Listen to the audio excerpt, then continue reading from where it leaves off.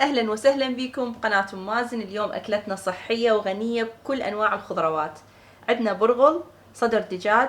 طبعا راح أعطيكم بالمضبوط المقادير حتى تعرفون. عندنا 200 غرام من البرغل، 300 غرام من صدر الدجاج، 500 غرام كل من السبيناغ والقرنابيط، طماطة مقدار 2 إلى 3، فلفل تقريبا وحدة كبيرة أو 3 صغار، بصلاية وحدة حجم وسط، 3 سنون ثوم، جبن 250 غرام، زيت زيتون حسب الحاجة والاستعمال.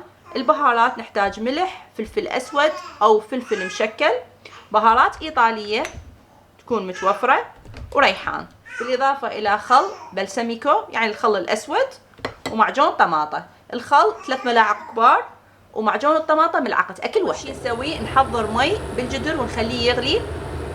راح نخلي صدر الدجاج ونعوفه ربع ساعة على نار هادئة. راح نحضر جدر، خلي بيه شوية زيت زيتون، نبدي نطبخ البرغل.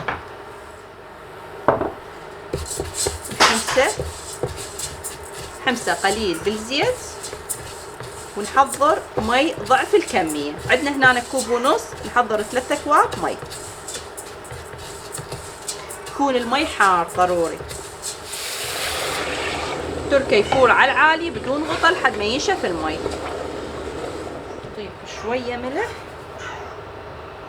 خلاص بعد ما ينشف البرغل من المي نخليه على أقل حرارة ونهدره ثلث ساعة إلى نص ساعة مثل التمة. بس نحركه نتأكد إنه ناشف.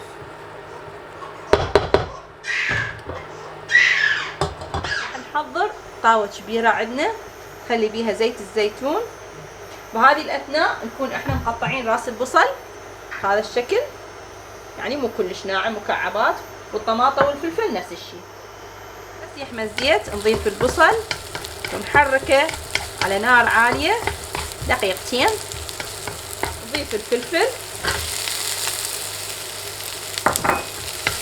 بس ياخذ تشويحة بسيطة ويا البصل شغلة دقيقتين، ونعصر 3 سنون ثوم ونضيفهم.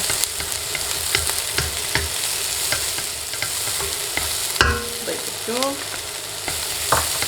وبعد 3 دقائق تقريبا راح نضيف معجون الطماطة. هسه الشغل كله راح يكون على نار هادئة. راح نضيف ملح، فلفل، الأعشاب الإيطالية، طبعا هذه حسب الرغبة، والكمية هم حسب الرغبة. راح نخلطه كل زين، نحمس المعجون.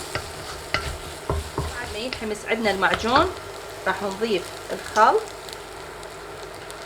والطماطة قطعناها على نار هادئة مثل ما قلت لكم. راح نحركه نتركه ينطبخ 10 دقائق. هذه الأثناء قطعت القرنابيط أحجام صغيرة وراح أخليه بمحضرة الطعام أطحنه كلش ناعم. إذا ما متوفرة عندكم المحضرة برشوه بالمبراشة على الناعم. وهنا يكون استوى عندنا صدر الدجاج، انسلق وفتحناه بهذا الشكل. راح نضيفه،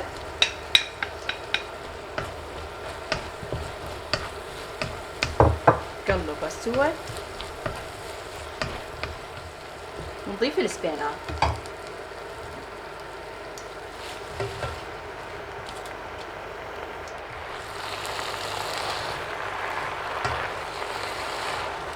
وبعد ما يدبل عندنا السبيناغ وينشف مية، يعني ما يبقى عندنا شي قليل كلش، راح نضيف القرنابيط بعد ما طحناه كل زين او برشناه.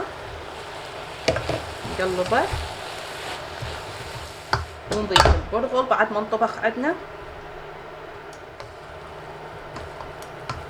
والقليل من الجبن.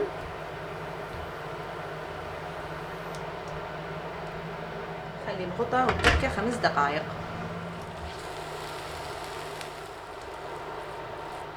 هسه بهذا الشكل نطفي عليه الحرارة ونحمي الفرن على درجة حرارة 180 من فوق ومن جوا. عندنا هنا طماطة قطعة شرائح خفيفة راح نخليها، وعندنا مكعبات من جبن الموزاريلا. راح بس نرش عليهم ريحان مجفف وندخلهم للفرن على السرقي الوسط من فوق ومن جوا وربع ساعة بس.